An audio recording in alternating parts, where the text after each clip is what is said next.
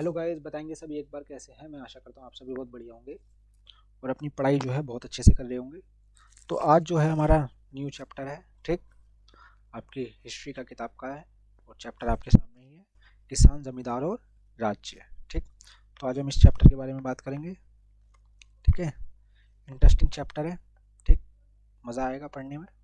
और इसमें जो चैप्टर में हम देखेंगे वो किन किन चीज़ों को टारगेट करेंगे वो चीज़ मैं आपको बता देता हूँ। पहला तो हमें इसमें कृषि समाज को देखना है। दूसरा, मुगल साम्राज्य के टाइम पीरियड को देखेंगे हम इसमें, जो कि 16वीं से 17वीं शताब्दी के बीच का है, ठीक। तो ये टाइम पीरियड हम देखेंगे इसमें। बाकी हम पढ़ते हैं, स्टार्ट करते हैं चैप्टर।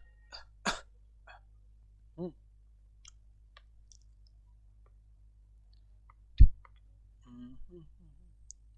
ठीक है। तो हम आते हैं पहले परिचय में।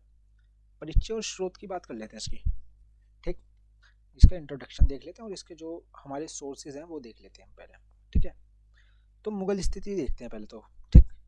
क्या 16वीं से 17वीं सदी में, ठीक, हिंदुस्तान की 85% जो आबादी थी ना, वो बच्चे गांवों में रहती थी, ठीक। किसमें? गांवों में रहती थी, मतलब आपके रूरल एरिया में रहती थी, ठीक। ग्रामीण समाज में तीन स्तंभ थे, मतलब तीन स्तंभ थे ग्रामीण समाज के। पहला जो था वो था आपका किसान, दूसरा था आपका पंचायत और तीसरा था गांव का मुखिया। ये तीन मिलके जो है ग्रामीण समाज को चलाते थे, ठीक है। ये चीज थी। अब हम ये जानते हैं कि हमें इसके मतलब जानकारी मिलती कहाँ कहाँ से है। देखिए, अगर मैं इसको आपको थोड़ा सा ब्रीफ में इंट्रो दे दूं तो ये होगा। देखो बच्चे, कोई भी जो किसान होता था वो पढ़ा लिखा नहीं होता था, पहली बात तो ये, ठीक है। आपने कभी देखा किसी किसान को ज़्यादा पढ़ा हुआ लिखा हुआ? आप देखेंगे आजकल के भी देखेंगे ना, आजकल कुछ किसान हैं उनके बच्चे बहुत पढ़े लिखे होते हैं, पर बच्चे किसान पढ़ा लिखा नहीं होता। किसान बहुत ही कम होते हैं पढ़े लिखे, पर आज के समय में तो आपको कुछ किसान मिल जाएंगे पढ़े हुए, ठीक। पर उस समय तो बिल्कुल अंदाज़ा लगाना ही मुश्किल था, तो कोई पढ़ा हुआ ही नहीं होता था किसान। तो किसान अपने बारे में तो कभी लिखते ही नहीं थे, ठीक है। तो ये चीज़ तो आपको ध्यान रखनी है। हमें जो भी चीज़ पता लगेगी वो हमेशा दूसरों की चीज़ों से पता लगेगी, मतलब इनडायरेक्ट सोर्सों से पता लगेगी, ठीक है। तो वही देखते हैं, इतिहास जानने के स्रोत, ठीक। चूंकि किसान अपना इतिहास खुद नहीं लिखते थे, इसलिए हमें निम्न पर निर्भर करना पड़ता है, ठीक है। उन पर दूसरी चीज़ों पर हमें निर्भर रहना पड़ता है। जैसे पहले उसकी बात करें, पहले हमारे स्रोत की बात करें तो वो है हमारी आईने अकबरी, ठीक।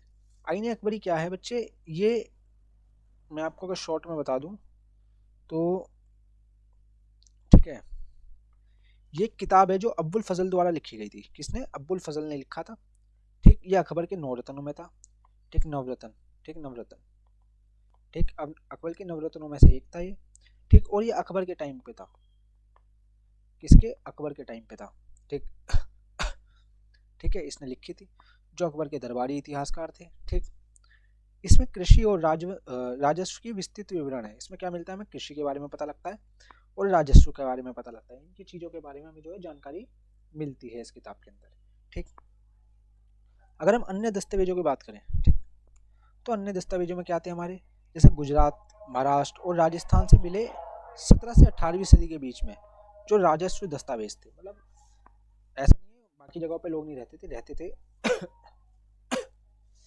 तो गुजरात, महाराष्ट्र और राजस्थान जैसे जगहों पे ना बच्चे 17 से 18वीं सदी के बीच में ना राजस्व दस्तावेज हुआ करते, जैसे किसी को जमीन बेची दी, जमीन खरीद ली, ठीक है, या किसी राजा ने कुछ काम करा, ऐसे दस्तावेज जो होते थे ना वो होते थे। तो उनके आधार पे हम किसानों के बारे में जानकारी प्राप्त करते हैं। फिर आती है आखिरी स्रोत, वो है ईस्ट इंडिया कंपनी, ठीक। पूर्वी भारत में कंपनी के रिकॉर्ड, ठीक है। ईस्ट इंडिया कंपनी जो थी ना वो अपने रिकॉर्ड रखा करती थी किसानों के, कितना किस कहाँ से टैक्स आ रहा है, ये चीज़ आ रही है, वो चीज़ आ रही है। तो उसके पूर्वी भारत के रिकॉर्ड, ठीक है, पूर्वी भारत के जो कंपनी रिकॉर्ड बना रखे थे ना उनसे भी हमें जानकारी मिलती है। तो ये तीन जो थे ना वो महत्वपूर्ण स्रोत थे, इससे हमें जानकारी मिलती है उस समय के किसानों के बारे में, ठीक है। तो आगे बात करते हैं, ठीक। ठीक है, अब बात करते हैं किसान और कृषि उत्पादन, ठीक है। किसान और कृषि उत्पादन, ठीक। किसान की बात करें, किसान और उनकी जमीन, ठीक है। इसमें हम देखेंगे किसान और उसके उत्पादन की जो भी चीज़ थी, किसान और उसकी जमीन। पहले तो सबसे पहले तो हमें यही देखना है, ठीक है। अगर हम शब्दावली की बात करें, किसानों के लिए रेयत, ठीक है, मैं इसको थोड़ा अलग से दिखाता हूँ आपको। किसानों के लिए रेयत, रेयत या रियाया, ठीक है, ये वर्ड यूज किया जाता था। ठीक है, और मुजरियान, किसान या आसामी शब्दों का प्रयोग होता था। ठीक, या तो आप रियत कह लो, या मुजरियान कह लो, या किसान कह लो, या आसामी कह लो। ये सभी शब्द जो है ना, ये आपके लिए किसके लिए यूज किए जाते थे? ये आपके किसानों के लिए यूज किए जाते थे। ठीक है, ठीक, ये सब किस किस लिए? किसानों के लिए यूज किए जा रहे हैं। ठीक है, इन सभी नामों से किसानों को बुलाया जाता था। तो आपको ये कोई भी नाम दे के पूछ सकता है कि इसका अर्थ बताओ, इसका मतलब क्या था, तो ये आपको समझ जाना है, इसका मतलब किसान है। अब बात करें किसानों के प्रकार की, किसान कितने प्रकार के होते थे? ठीक है, जैसे हमने इसमें पहले देखा था कि ग्रामीण समाज की जो स्तंभ थे वो तीन थे, पहला आपका किसान, पंचायत और गांव का मुखिया। पर इस समय हम देख रहे हैं कि किसान मतलब कितने प्रकार के थे। ठीक है, किसानों के प्रकार देख रहे हैं। तो तीन प्रकार के प्रमुख किसान थे। ठीक, जिनमें से अगर उनमें से पहले की बात करें तो पहला वो था जो खुद काश्त था। अब खुद काश्त किसान कैसा था, हम इसकी बात कर लेते हैं। ठीक, वे किसान जो उसी गांव में रहते थे, ठीक है, जहां उनकी जमीन थी। ठीक, एक किसान तो वो है जो उसी गांव में रह रहा है जहां पे उसकी जमीन है, या फिर जिसे हम कहते हैं स्थानीय निवासी। ठीक है, मतलब वो वहीं पे रह के काम कर रहा है और वहीं पे रह के कमा रहा है। दूसरा था,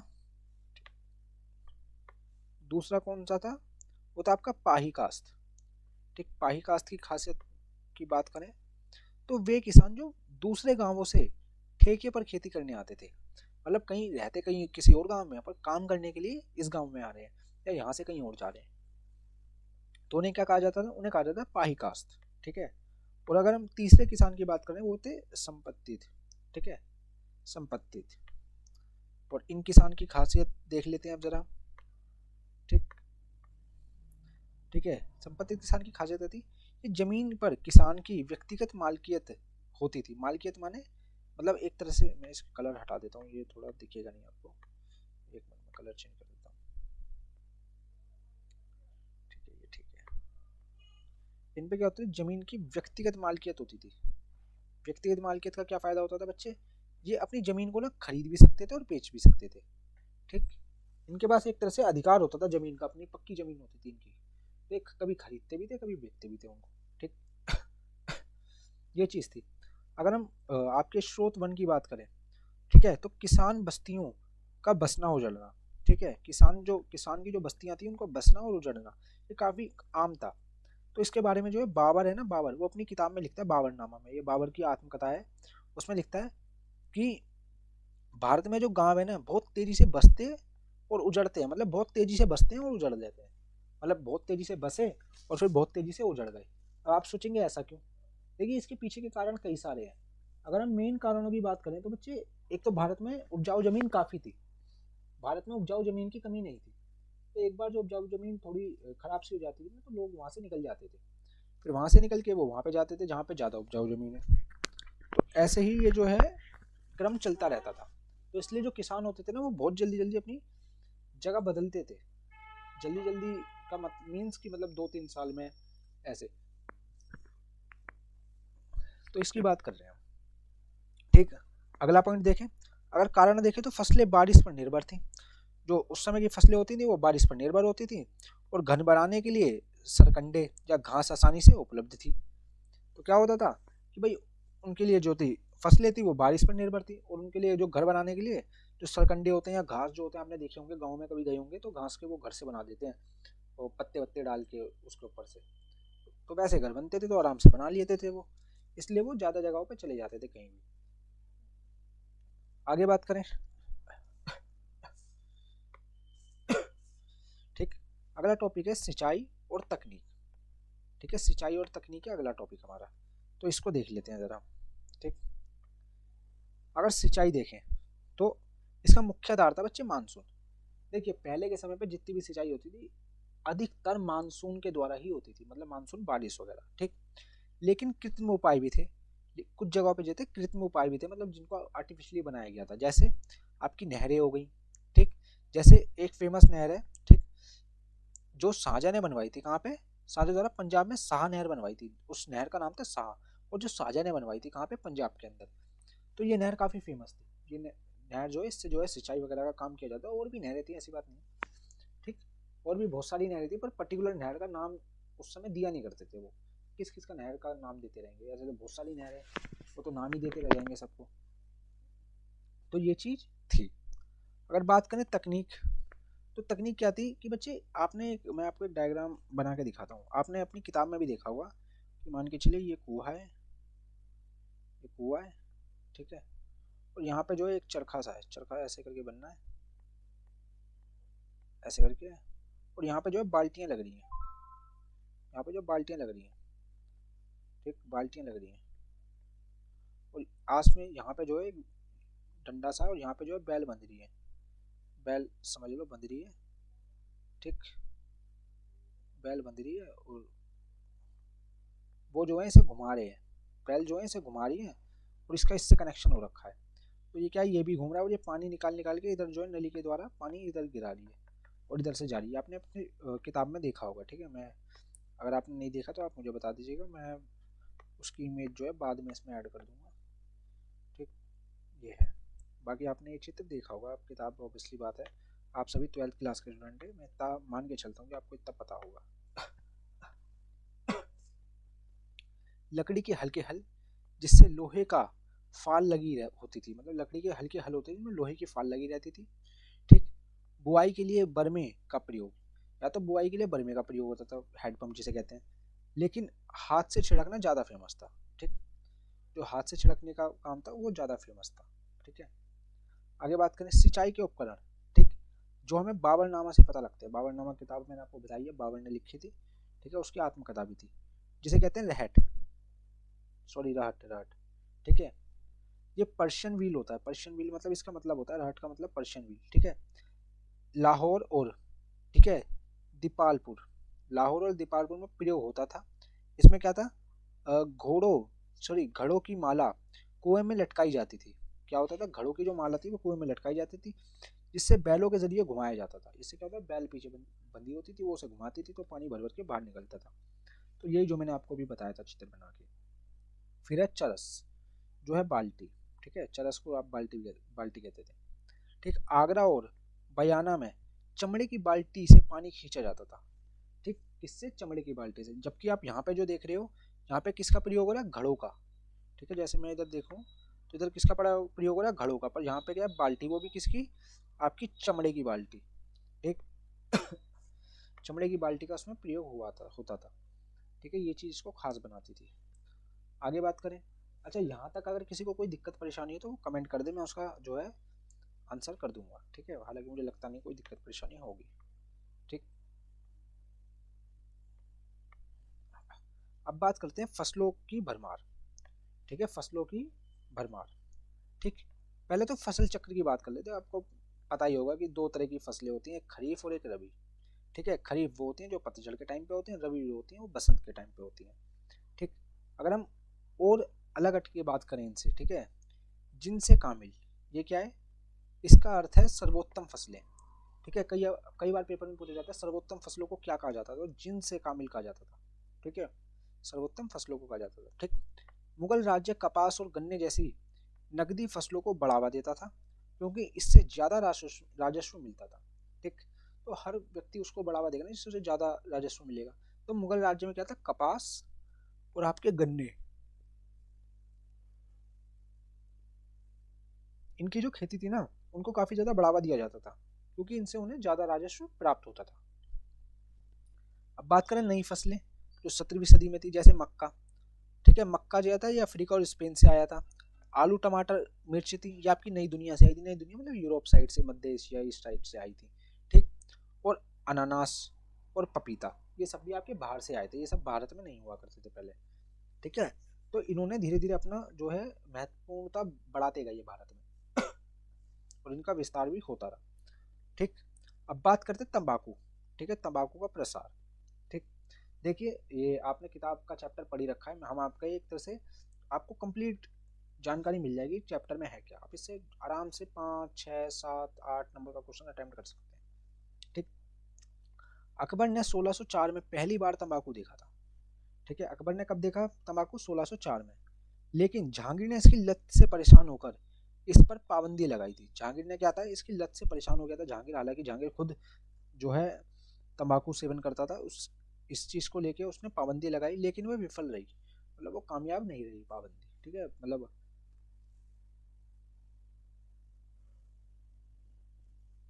इलीगल तौर से जो है वो चलती रही। आगे बात करें, ठीक है। आगे बात करते हैं तो हम देखते हैं ग्रामीण समुदाय, ठीक है। यहाँ तक आपको समझ आया। अब देखते हैं रूरल कम्युनिटी, ठीक। रूरल कम्युनिटी में हमें देखने को मिलता है पहला तो जाति और ग्रामीण माहौल, ठीक। ये दो चीज़ हमें मतलब देखनी पड़ती हैं पहले तो, ठीक। खेती योग्य जमीन बहुत थी, मतलब खेती योग्य, मैंने आपको पहले बताया खेती योग्य जमीन बहुत थी, उपजाऊ जमीन बहुत थी। फिर भी जाति व्यवस्था के कारण कुछ लोग मजदूर ही बने रहे, मतलब ऐसा नहीं है जमीन की कमी है, पर फिर भी जो लोग हैं मजदूर ही बने रहे, क्योंकि जाति व्यवस्था चल रही थी, ठीक।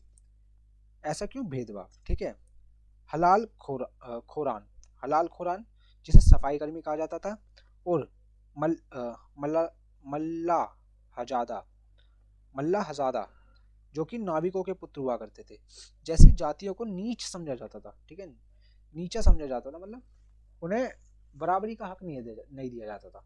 और भी काफ़ी सारी कम्युनिटी थी उसमें, पर ये इसमें आपकी किताब में प्रमुख तौर पे दे रखी है, तो मैंने इसलिए आपको इन्हीं के बारे में बताया है, ठीक है। तो आप इसका ही ध्यान रखना, एक तो सफाई कर्मी और आपका नाविकों के पुत्र।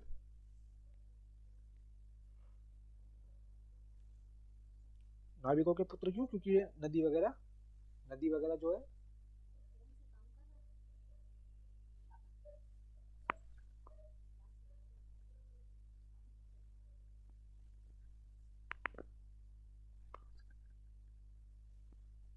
नदी वगैरह जो थे उनमें मछलियां पकड़ा करते थे, ठीक, और अन्य काम किया करते थे।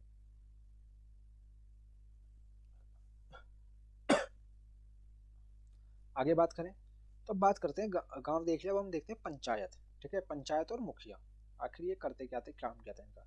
अगर संरचना की बात करते हैं तो पंचायत गांव के बुजुर्गों का समूह था, ठीक। ये अल्पतंत्र था, ठीक। इसकी खासियत थी कि अल्पतंत्र कई बार पूछता है, ठीक है। अगर हम मुखिया देखें, ठीक, ये मुकद्दम या मंडल होते थे, ठीक है, ठीक। इसमें क्या था, चुनाव जो है बुजुर्गों की सहमति से होता था। इसमें जो चुनाव होता था ना पंचायत में, वो बुजुर्गों की सहमति से होता था। साथ साथ में क्या है, आपका जमींदार की मंजूरी जरूरी थी, मतलब जमींदार की मंजूरी जो है जरूरी होती थी कि भाई कौन कौन खड़ा हो रहा है मुखिया के, पंचायत में मुखिया के पद पे, ठीक। ये चीज़ थी।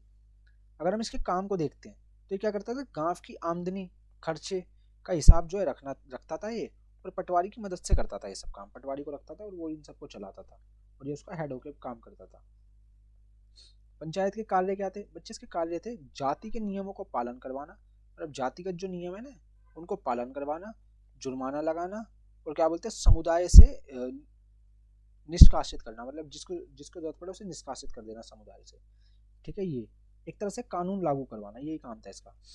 अगर हम देखें भ्रष्ट मंडल के बारे में पढ़ें तो मंडल अक्सर अपनी ताकत का गलत इस्तेमाल करते थे, ठीक है। जो मंडल होते थे ना ये अपनी ताकत का गलत इस्तेमाल करते थे, ये जो पंचायत के मतलब मुखिया के साथ के लोग थे अपनी ताकत का गलत प्रयोग करते थे, तथा पटवारी के साथ मिलकर क्या करते थे, हिसाब में घपला करते थे, मतलब पैसा आया अपने घपलेबाजी करके पैसे रख लिए, ऐसे काम किया करते थे। तो ये चीज़ थी इसमें। आगे बात करें तो आगे देखते हैं हम ग्रामीण दस्तकार, ठीक है। ग्रामीण दस्तकार जिसे जजमानी सिस्टम भी कहा जाता है, ठीक। इसमें क्या होता था, गांवों के लोहार, ठीक, और बढ़ई कुम्हार आदि होते थे। इसमें क्या होता है, ग्रामीण दस्तकार कौन कौन थे आपके लोहार थे, बढ़ई थे और कुम्हार थे। कुम्हार जो आपके मटके वगैरह बनाते हैं, बढ़ई जो बुनने का काम करते हैं, लाहौर जो लोहे का काम करते हैं, ठीक। ये चीज़ आपको पता होनी चाहिए। वे अपनी सेवा के बदले किसानों से फसल का हिस्सा या जमीन का टुकड़ा पाते थे, मतलब अपनी सेवा देते थे उनके बदले, या तो उनसे फसल ले लेते थे या फिर जमीन ले लेते थे, ठीक है। महाराष्ट्र में इस जमीन को वेतन या मिरास कहते थे, ठीक है। महाराष्ट्र में क्या कहते थे, इस जमीन को क्या कहते थे, या तो वेतन कहते थे या मिरास कहते थे, ठीक। दोनों ही कहा जाता था, आप जो भी आपको ठीक लगे वो आप बोल सकते हैं, ठीक है।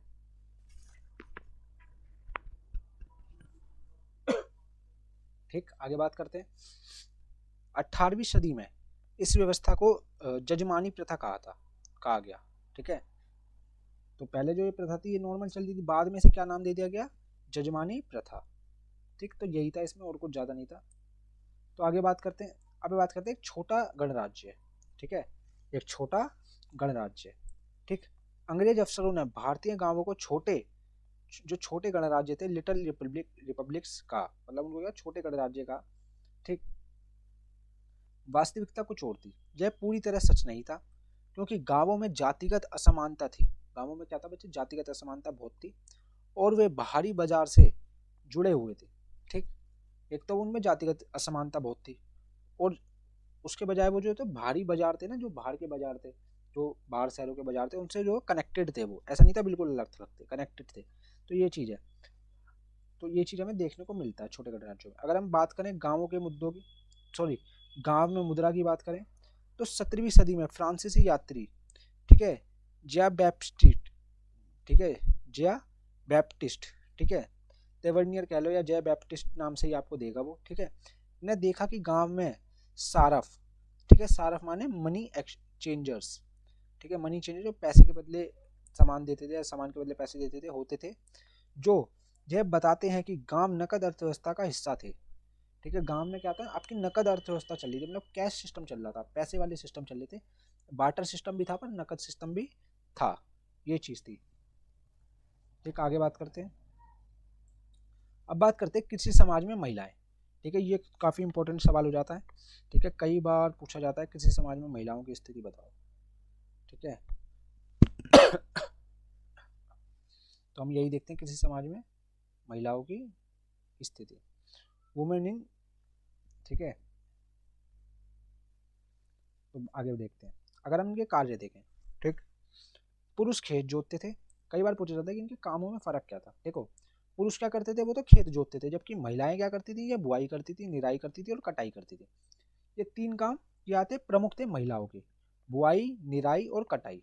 ठीक, अगर हम दस्तकारी की बात करें तो सूत काटने, बर्तन बनाने और कढ़ाई में महिलाओं का श्रम अहम था। मतलब महिलाएं जो है ये काम को ज़्यादा इंपॉर्टेंस, मतलब ज़्यादा काम करती थी महिलाएं इस टाइप के।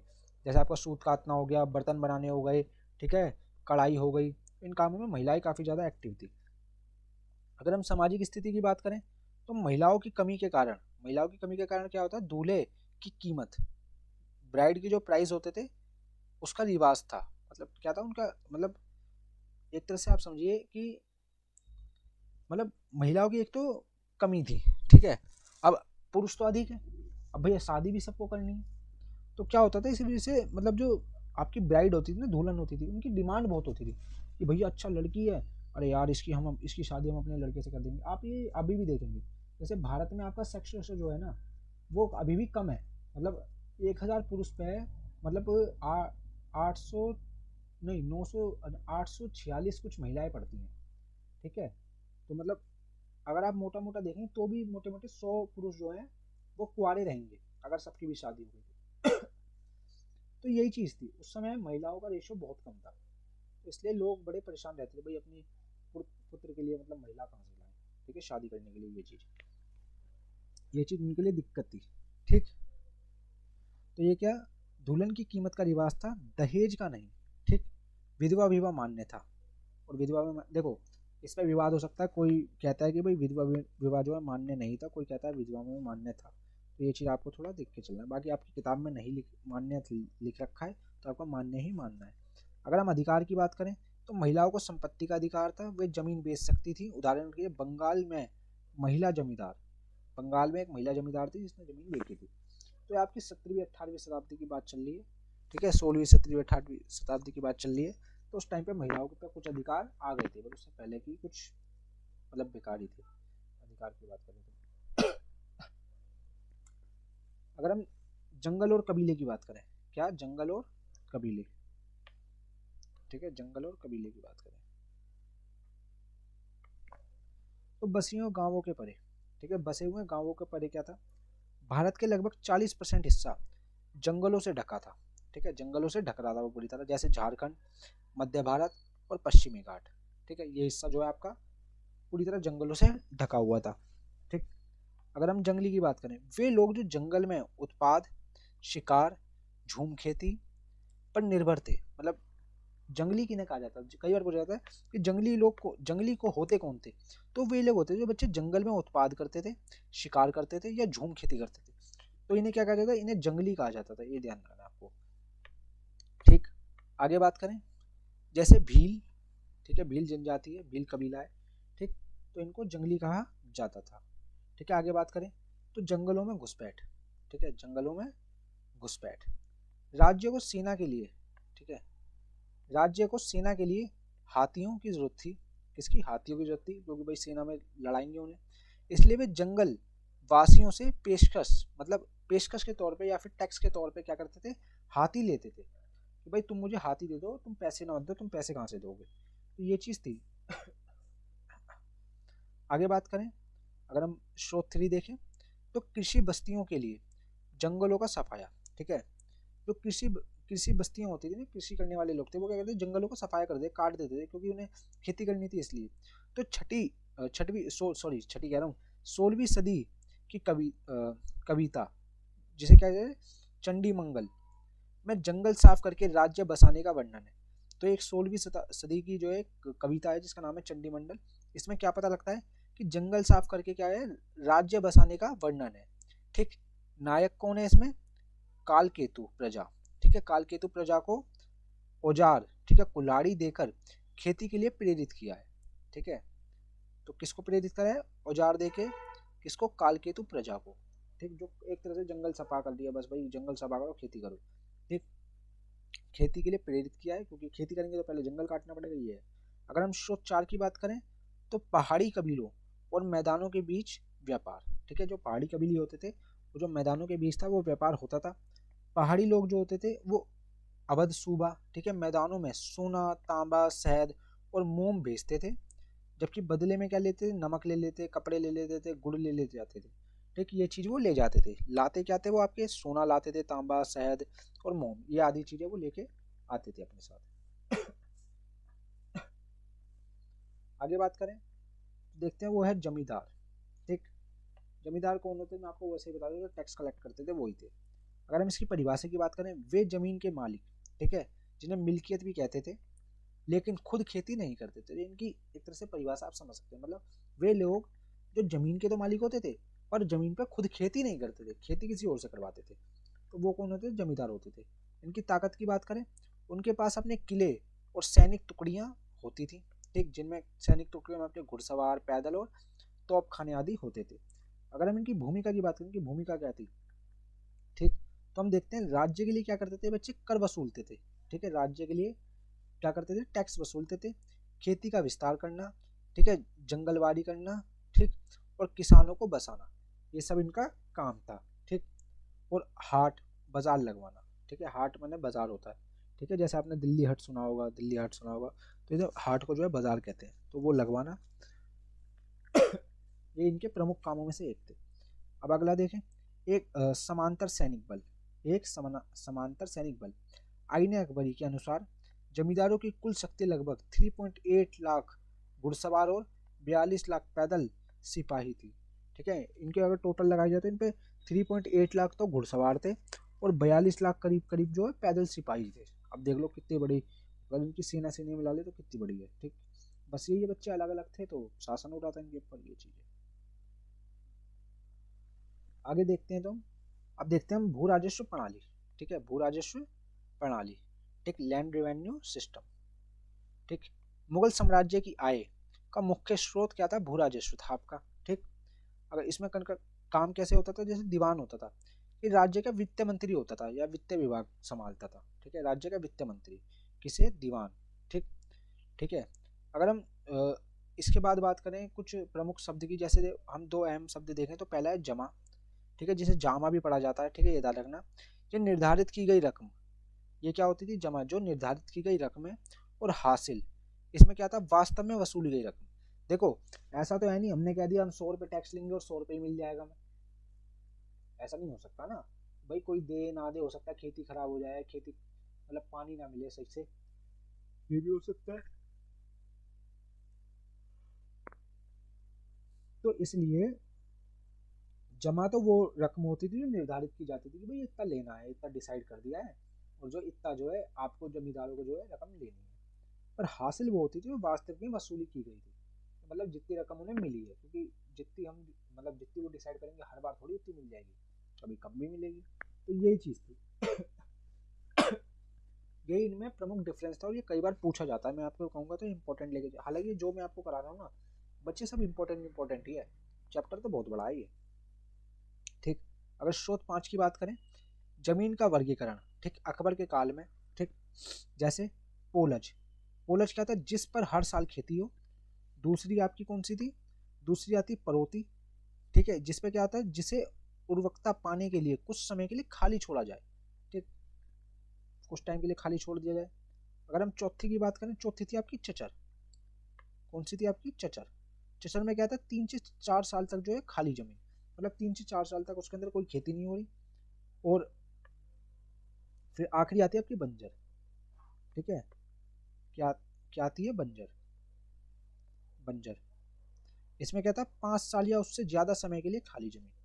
तो ये जो हेडिंग्स है ना, ये आपसे कई बार पूछ लेता है वो, ठीक। जैसे आपसे अगर भू राजस्व प्रणाली के बारे में बात करें तो आपकी आपकी मजबूरी है बच्चे, आपको चारों चीज़ें बतानी पड़ेंगी, तभी आपको नंबर ठीक मिलेंगे।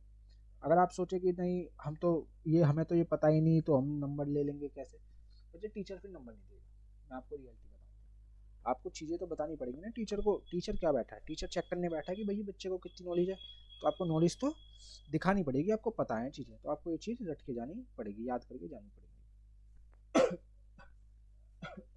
आगे बात करें स्रोत 6 की, तो वो है कर वसूली के तरीके, ठीक। कर वसूली के क्या है तरीके, पहला है कड़कुत। पहला कौन सा है, कड़कुत, जिसे क्या होता था, ठीक है, अनाज का अंदाजा लगाकर, मतलब अनाज का अंदाजा लगा लिया कि भाई इतना जो है अनाज आएगा तो उस हिसाब से जो है टैक्स ले लिया जाएगा, ठीक। ये था पहला। दूसरा था बटाई, क्या होता था इसमें, फसल काट कर बराबर बांटना। इसमें क्या होती थी, फसल काटी और उसके बाद बराबर बांट दी जाती थी, उसके हिसाब से ले लिया जाता था टैक्स। फिर तीसरा था खेत बटाई, मतलब खेत को ही बांट लेना, मतलब पहले तो ये फसल आई, वही खेत आई, उसमें काटा, फिर जो फसल मतलब आपके पास गेहूँ चावल जो भी आया उसे उसके बाद बांटा, और आपने पहले ही जब वो खेत में ही लगा रहा तभी बांट दिया कि भाई इतना जो है टैक्स के तौर पर और इतना हमारा, तो वो है खेत बटाई। फिर आया लाग बटाई, आखिरी लाग बटाई क्या था, फसल के ढेर को बांटना, मतलब फसल का ढेर आया काट के रख दिया और उसे बांट दिया, ये चीज़, ठीक, ये थी। अब इंपॉर्टेंट चीज़ है मनसबदारी प्रथा के बारे में आप जान लें, ठीक। यह एक सैनिक नौकरशाही तंत्र था, ये क्या था, एक सैनिक जो है नौकरशाही तंत्र था।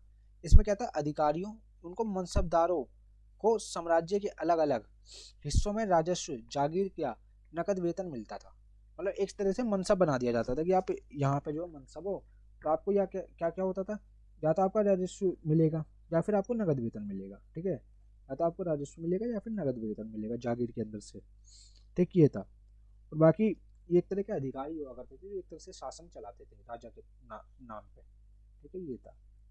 बाकी कई बार पूछा जाता है मनसबदारी प्रथा, तो यही है मनसबदारी प्रथा।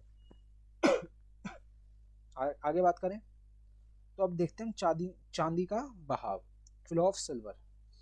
मुगलों का व्यापार, ठीक है, मिंग चीन, ठीक है, सफावी ईरान और ओटोमन तुर्की से था, मतलब इन जगहों से जो था भारत का व्यापार था, मुगल एम्पायर का व्यापार था, ठीक। भारत से कपड़ा मसाले बाहर जाते थे तथा बदले में चांदी, जिसे आप सिल्वर कहते हैं, वो भारत आती थी, ठीक। क्या था बच्चे, चांदी हमारे यहाँ पे बहुत आती थी, हमारे पे पहले चांदी बहुत थी, ये आपको ध्यान रखना है। भारत में चांदी कैसे आई, ठीक।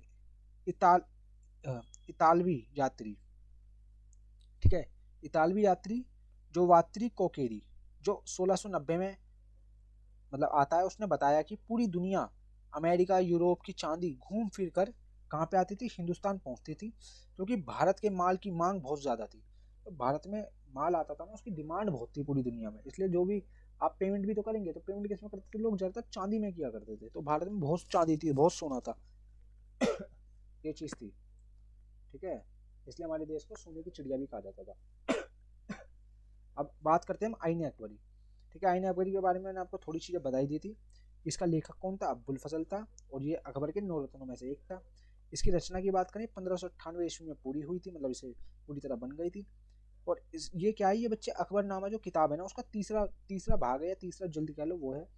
और इसकी संरचना जो है 5 दफ्तर भाग में, मतलब 5 उसमें डिवाइडेड है, ठीक है। अब आप देखेंगे तो मंजिल आबादी, जिसमें शाही घर परिवार होते थे।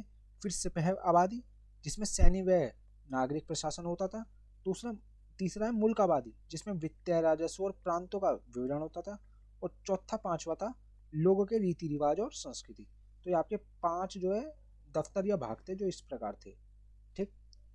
और अगर हम सीमाएं की बात करें, इसमें क्या था, आपकी जोड़ और जोड़ घटा की जो है गलतियां हैं, ठीक। और जानकारी मुख्य रूप से आगरा राजधानी के आसपास की, मतलब सब जगह की नहीं है, सिर्फ आगरा के आसपास की ज़्यादा जानकारी मिलती है आपको, ये चीज़ है। तो इसकी लिमिटेशन थी। तो बच्चे आपका जो चैप्टर होता है यहीं पे ख़त्म होता है। ठीक है, ये आपका चैप्टर इतना ही था। तो मैं आशा करता हूँ आपको ये बहुत अच्छा लगा होगा, और आपको अगर कोई कन्फ्यूजन आई हो तो आप कमेंट कर सकते हैं। ठीक है, और मैं आपको उसका आंसर दे दूँगा। ठीक, और आप अगर पहली बार आए हैं हमारे चैनल पर तो उसे ज़रूर सब्सक्राइब कर लें। ठीक, और लाइक कर दें और शेयर कर दें। ठीक है, और हमारे साथ जुड़े रहें। ठीक है, हम आपके लिए ऐसी शानदार वीडियो लेके आते रहते हैं। और अगर आप हमारे साथ टेलीग्राम पर जुड़ना चाहते हैं तो टेलीग्राम के लिए आपको क्या कुछ नहीं करना, आपको सर्च करना दी मेटिकुलर07 और जुड़ जाना है। नहीं तो आप ये स्कैनर जो है ये आप स्कैन करेंगे तो भी आप डायरेक्ट ग्रुप, जो ग्रुप है हमारा टेलीग्राम पे, उस पर जुड़ जाएंगे। अड़ताई पे भी जुड़ सकते हैं और व्हाट्सअप ग्रुप पे भी आप जुड़ सकते हैं। ठीक है, बस आपको स्कैन करना है या फिर आप सर्च कर लें। ठीक, तो ऐसे आप जुड़ सकते हैं। ठीक है, तो जब तक के लिए हम आपसे विदाई लेते हैं, और आशा करता हूँ आपको ये चैप्टर समझ आया होगा। और अगर आप मेरे से डायरेक्ट बात करना चाहते हैं तो इसके लिए कोई ज़्यादा कठिन काम नहीं है, आपको इंस्टा पे जाना है। ठीक है, सर्च करना है मुरली कार्तिक 07। आप ये सर्च करेंगे आपको मेरी आईडी मिल जाएगी। आप चाहें तो उसमें मुझे डायरेक्ट मैसेज भेज सकते हैं, अगर आपको कुछ पूछना भी हो तो। नहीं तो आप कमेंट कर देना, कमेंट में भी सबके आंसर दे देता हूँ। ठीक है, तो यहाँ तक ही रखते हैं, और काफ़ी लंबी क्लास हो गई है। बाकी आपको क्लास अगर आपने पूरी देखी है तो बहुत बढ़िया है, क्योंकि ये आपके पेपर में आपके कम से कम नहीं तो 10-12 नंबर कंफर्म करा देगी, और इससे 2-3 क्वेश्चन आने लाजमी है। तो मैं ये चाहूँगा आप इसे पूरा देखें, और जब तक के लिए अपनी जो तैयारी एकदम बेहतर रखें, और आपके जिससे पूरे पूरे नंबर आए। तो यहीं मैं अपनी वाणी को विराम देता हूँ, और आशा करता हूँ आप सभी ठीक होंगे। तब तक के लिए जय हिंद, जय भारत, और मिलते हैं आपसे एकदम नई और एकदम बढ़िया वीडियो में, धमाकेदार किसी और टॉपिक पे। जब तक के लिए बाय।